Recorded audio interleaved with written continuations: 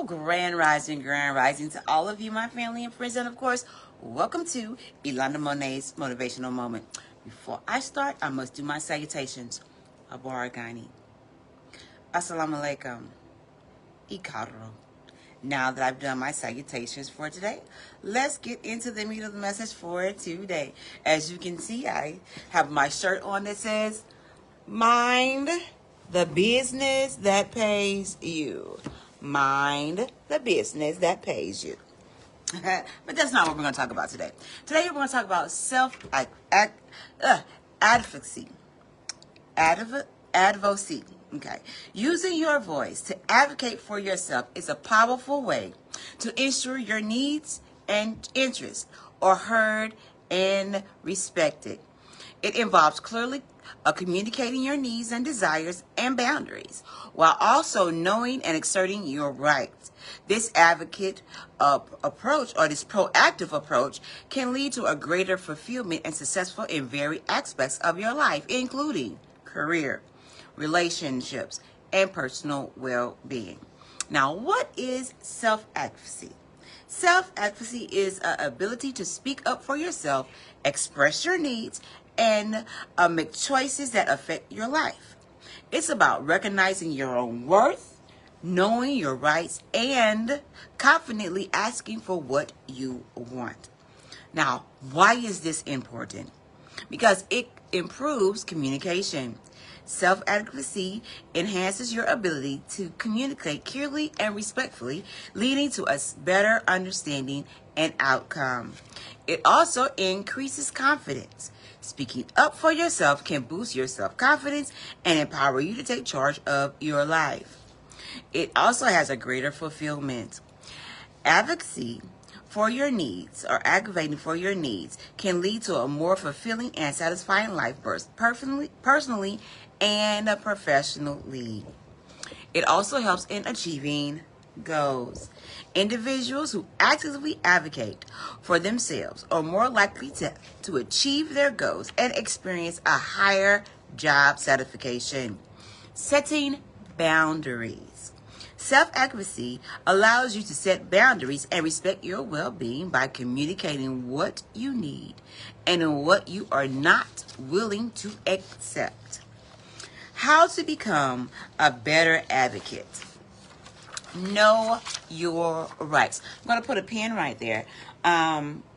Maybe about a couple of years, maybe two years ago, or maybe even a year and a half ago, I had an emergency procedure completed. I was going to the doctor because I was having very bad stomach pains. I had stomach issues for a while. And after certain things that I would eat, I would get very violently sick, where I would throw up, I would poop all at the same time. I would sweat. So a lot of that stuff, and it went on for a number of years, like maybe 3 or 4 years. So this particular time that I went into the hospital, I said, hey, look, we need to do something about this. I'm not sure what's going on with me, but I need to have it fixed. Well, the first doctor that came in, because I had to go to the emergency room, the first doctor that came in and said, hey, look, I think we may need to do surgery. It's something with your gallbladder. So we are going to go in and see what we could do. So I said, okay, fine. Let's go and see what's going on. So then the second doctor came in, because it was just a change of shift. He said, well, we're just going to give you some medicine and hopefully it dissolves. And I said, no, we are going to have surgery. I am tired. I've been dealing with this for some years now, and I need some help. And if me having surgery will help this situation, then we will do it. So the second doctor and I went around. I mean, we bumped heads like bam, bam, bam. Look, you're going to do something. So what I did was I put my foot down. I said, look, either you're going to do it or somebody else will. But I am not leaving this hospital until I am fixed. At that point, the second doctor came back and she said, well, Londa, we're going to do surgery tomorrow. So we're going to prep you today. You can't eat after 12. And, they gave me the whole rigmarole. We're not going to let you go home. We're having you to stay here at the hospital because we have to stay here and we have to wait for observation. So I went through a lot of testing and they found that I had gallstones in my gallbladder. My gallbladder was completely filled with gallstones. So when they went in to actually go in and take the gallstones out, they found that they were going to have to take my gallbladder, period. Then they found that there were some gallstones in my stomach. So not only did I have one surgery, I ended up having two. So later on that day, I went back in for the next surgery where they actually went into my stomach and removed the gallstones that were in my stomach. Now, what if I did not advocate for myself? What if I just said, okay, I'll take the medicine? What could have happened? Detrimental things could have happened. Those gallstones could have gotten loose and caused other issues and a whole bunch of stuff. Know your rights and know what you stand for and stand on it no matter what. Even if it's not popular. I have always been the type of person that went against the grain. I never really fell in line or joined the band. So I would fight because of some things that I believe. If I believe in it, then I'm going to stand 10 toes down for it. If I trust it and I know that this is what I need, then I am going to stand 10 toes down. And I don't care if you don't like it. It ain't got nothing to do with you. It's me and my body. It's me and how I feel and how I see things. Okay, now the next one is to prepare and plan. Before engaging in a conversation or even a meeting, research the situation. Gather your thoughts and be prepared for potential challenges. Put a little check right there. When I was a part of the debate team, what we would do was we would think of anything that our opponents may say negative about our point of view. And so we'll have a rebuttal. So I'm going to make sure that I am prepared. And then I plan out what I'm going to say, how I'm going to say it,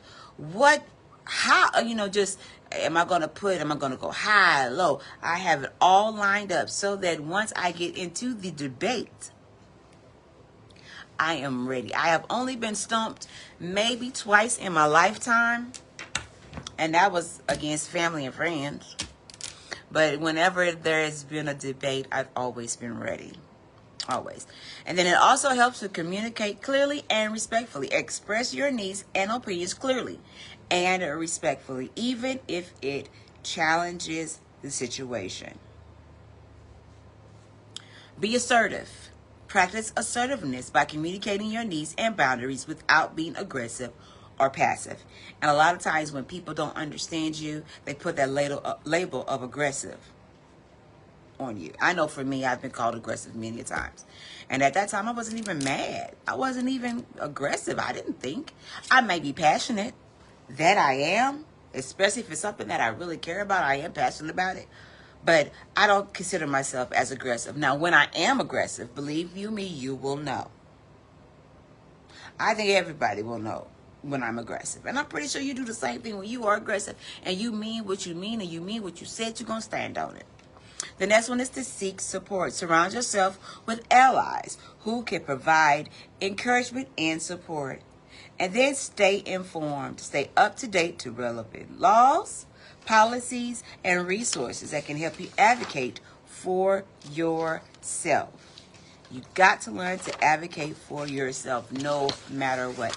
So in closing, learning to choosing yourself. We talked about prioritizing self-care, setting boundaries, and using your voice for advocating for yourself. Tomorrow we will talk about trusting your intuition. Trusting your intuition. Now that's going to be very important because a lot of times we say, oh, it's not even necessary, or I don't think that's going to work, or I should have followed my first mind. Especially when the situation does not turn out the way that we think it would be. We say, I should have followed my first mind. And actually, what should have happened was you should have followed your first mind in the beginning. Because usually your first mind is what was needed in order to go about your day. So with that being said, guys, I've got to go. Go out and check out my videos on YouTube. Elonda Monet Hatter. Check me out. Like, click, and share. Going over there. I got a lot of stuff out there. Look at it. Tell me what you like. Tell me what you don't like. And let's sit down and talk about it. I love you, but God loves you more. But always remember, I will see you at the top because the bottom, way too crowded. Peace.